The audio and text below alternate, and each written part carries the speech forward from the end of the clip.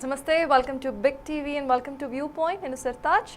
And Manto Viewpoint lo we have a Professor K. Nageshwar connected with us. Hello, Andy.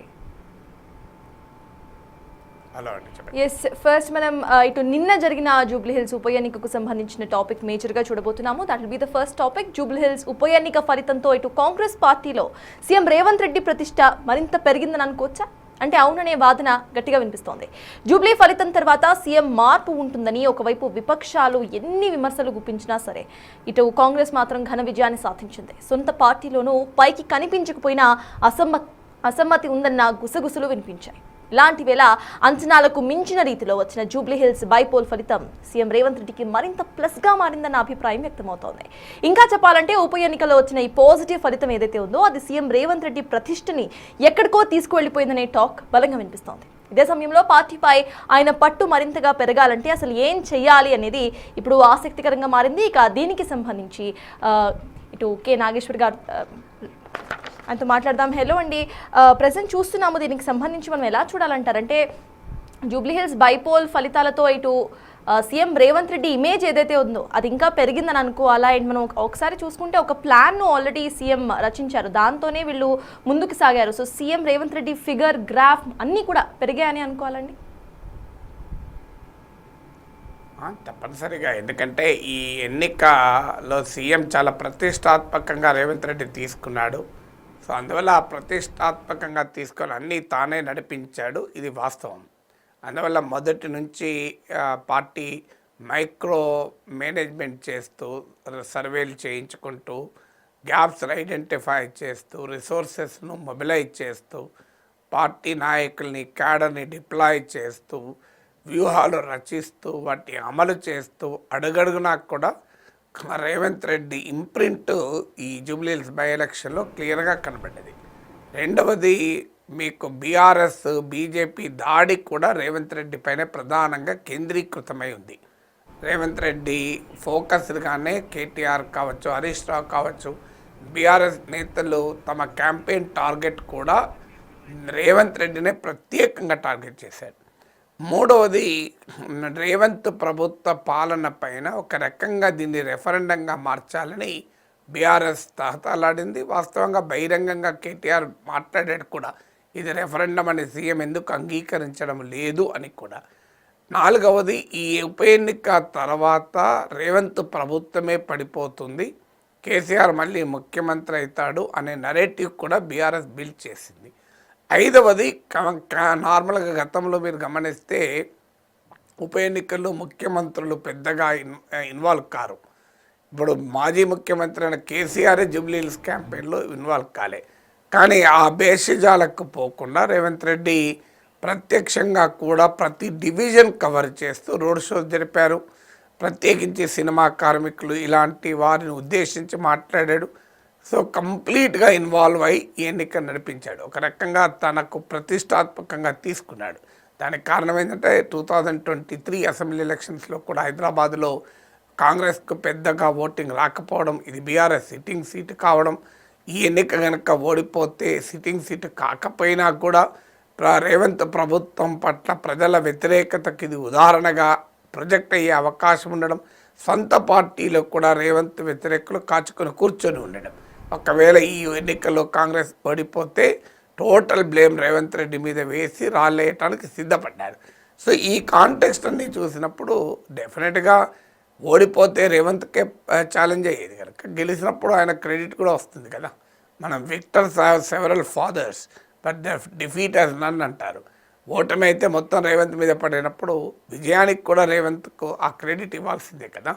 మొత్తం political management, pole management, campaign management, అభ్యర్థి ఎంపిక నుంచి మొదలుకొని అడుగడుగున of course మంత్రులు, party నాయకులు, ఎమ్మెల్యేలు అందరూ పనిచేస్తేనే పార్టీ గెలుస్తుంది. ఒక నాయకుడు, ఒక ముఖ్యమంత్రి పనిచేస్తే గెలవదు. ముఖ్యమంత్రి సన్నిహితులైన ఫహీం ఖురేషి ముస్లిం కమ్యూనిటీ ఓట్లను మొబిలైజ్ చేయడంలో పోషించిన పాత్రను అసదుద్దీన్ ఓవైసీ కూడా బహిరంగంగానే ప్రస్తావించాడు. సో అందువల్ల రేవంత్ రెడ్డి సన్నిహితులు ప్రత్యేకంగా రంగంలో దిగి కూడా ఈ ఎఫర్ట్ పెట్టారు. సో తన క్యాబినెట్లోకి అజారుద్దీన్ని తీసుకోవడం, ఇవన్నీ డైమెన్షన్స్ చూసినా ఖచ్చితంగా నరేటివ్ బిల్డ్ చేయడంలో కూడా రేవంత్ ప్రధానంగా ఈ ఎన్నికల్లో ముందున్నాడు. అందువల్ల రేవంత్ పాలనా నిర్ణయాలైన హైడ్రా లాంటి వాటిపై కూడా ప్రధానమైన దాడిని ప్రతిపక్షాలు ఎక్కుపెట్టాయి. అందువల్ల ఈ అన్ని యాంగిల్స్లో చూసినా ఈ ఎన్నిక పార్టీ లోపల బయట రేవంత్ రెడ్డి బలాన్ని ఖచ్చితంగా పెంచుతాయి. అయితే నాగేశ్వర్ గారు ఇందాక మీరు చెప్పినట్టు మనం ఒకసారి క్లియర్గా చూసుకుంటే ఇటు హైడ్రా అని కానివ్వండి, లేకపోతే సెంటిమెంట్ అని కానివ్వండి, అందరూ కూడా ప్రజల్లోకి వెళ్ళే ప్రయత్నం చేశారు. Until the last moment slight edge, అక్కడ చాలా తక్కువ ఎడ్జ్తో గెలుస్తారు అని భావించిన ఒక ఎక్కువ మెజారిటీ 25,000 మెజారిటీతో గెలిచింది కాంగ్రెస్. సో ఈ ఫలితం ఏదైతే ఉందో అది సీఎం రేవంత్ రెడ్డి ఫిగర్ ఫలితం అనుకోవాలా, లేకపోతే నవీన్ యాదవ్ ఫలితం అనుకోవాలా? దానికి సంబంధించి మీరేమంటారు? అంటే ఏ ఎన్నిక కూడా ఒకే ఫ్యాక్టర్ పైన విజయాలు అపజయాలు ఉండవు. ప్రతి ఎన్నిక అనేక ఫ్యాక్టర్స్ ఖచ్చితంగా కంట్రిబ్యూట్ చేస్తాయి. నవీన్ యాదవ్ అభ్యర్థిగా ఉండడము లయబిలిటీ అవుతుంది అని చాలామంది భావించారు. కానీ నేను డే 1 నుంచి చెప్తున్నాను, లయబిలిటీ కాదు. ఆయనకున్న రౌడీ షీటర్ అని చెప్పి ప్రతిపక్షాలు అటాక్ చేయొచ్చు, కానీ అది పెద్దగా ఓటర్లను ఇంపాక్ట్ చేయలేదు. ఇంపాక్ట్ చేసిన అంశం ఏంటంటే నవీన్ యాదవ్కు ఉన్న మాస్ కాంటాక్ట్ కావచ్చు, కార్యకర్తలతో కాంటాక్టు కాస్త అసెట్గానే ఉపయోగపడ్డది. కానీ ప్రధానంగా అక్కడ మన దేశంలో ఎన్నికల అభ్యర్థులకు ఓట్లేరు, పార్టీలకు ఓట్లేస్తారు. ప్రభుత్వాలకు అనుకూల వ్యతిరేక ఓటింగ్ బిహేవియర్ ఉంటుంది. ప్రో ఇన్కంబెన్సీలు, యాంటీ ఇన్కంబెన్సీలని లేదా పార్టీలను చూసి ఓట్లేస్తారు. అందువల్ల పొలిటికల్ నరేటివ్లకు ఓట్లేస్తారు. అందువల్ల అభ్యర్థులకు అంత ప్రాధాన్యత ఎన్నికల్లో ఉండడం లేదు. అందువల్ల రేవంత్ రెడ్డి ఒక్కడే ఎన్నికను గెలిపించాడన్న ఉద్దేశం కాదు, కానీ దానికి నాయకత్వం రేవంత్ రెడ్డి వహించాడు. ఇన్ని రకాలుగా ఆయన నాయకత్వం వహించాడు, ఇంతకుముందు నేను చెప్పాను. అందువల్ల no single factor will contribute to the victory. Multiple factors contribute చేస్తే అందులో రేవంత్ రెడ్డి ఫ్యాక్టర్ కూడా ఒక ప్రామినెంట్ ఫ్యాక్టర్. సో మేజర్గా ఇంకా 3 years ఇటు కాంగ్రెస్ పవర్లో ఉండబోతోంది. ఈ 3 years ఇటు సీఎంకి అదే హోదా, ప్రెసెంట్ ఏదైతే ఫిగర్ ఉందో అదే ఫిగర్ కంటిన్యూ అవ్వాలి. అండ్ నెక్స్ట్ ఇటు ఎలక్షన్స్లో కూడా కాంగ్రెస్ రావడానికి ఇటు సీఎం రేవంత్ రెడ్డి ఎటువంటి ప్రణాళికలు చేసుకుంటారని అనుకోవాలి. అండ్ 3 years ఇటు సీఎంకి హోల్ అండ్ సోల్లీ ఎలా ఉంటుంది అనుకోవాలి? నేను జ్యోతిషాలు చెప్పానండి, ఎందుకంటే ఫ్యూచర్ ఎలా ఉంటుందని నాకెలా తెలుస్తుంది. అందులో కాంగ్రెస్ పార్టీలో ఫ్యూచర్ ఎలా ఉంటుంది ఎవరు చెప్పగలుగుతాడు? సో అందువల్ల రాజకీయాలు చాలా డైనమిక్గా మారుతూ ఉంటాయి. ఇప్పుడు ఈ ఎన్నిక బిగినింగ్లోనే బీఆర్ఎస్ ఆధిక్యత ఉండే.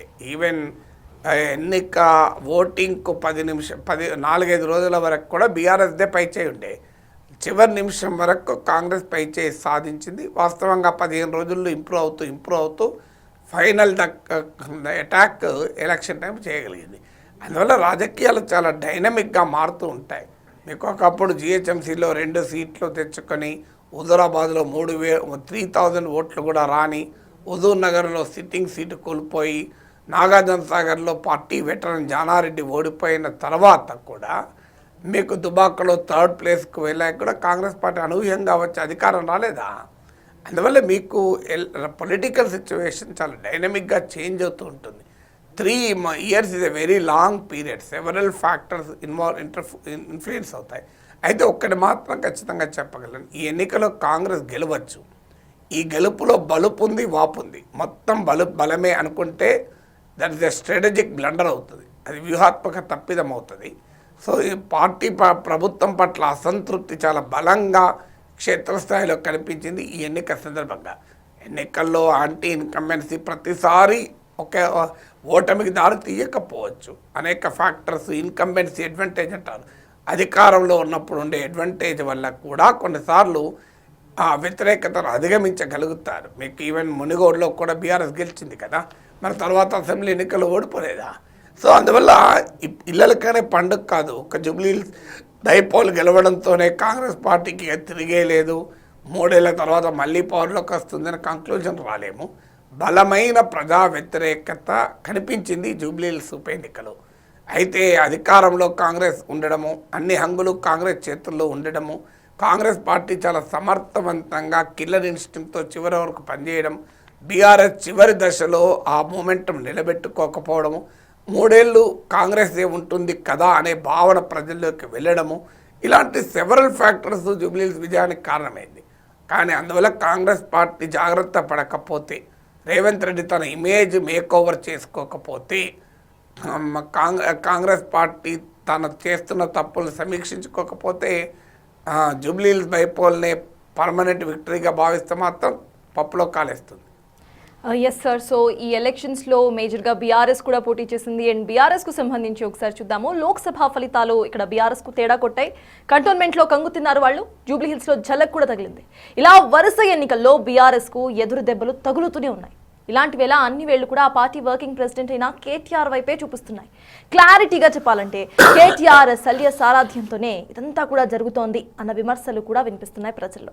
స్వయంగా ఆయన సోదరి కవిత సోషల్ మీడియా వదిలి గ్రౌండ్లోకి రావాలంటూ ఎద్దేవా చేయడం దీనికి ఒక పెద్ద నిదర్శనంగా కనిపిస్తోంది.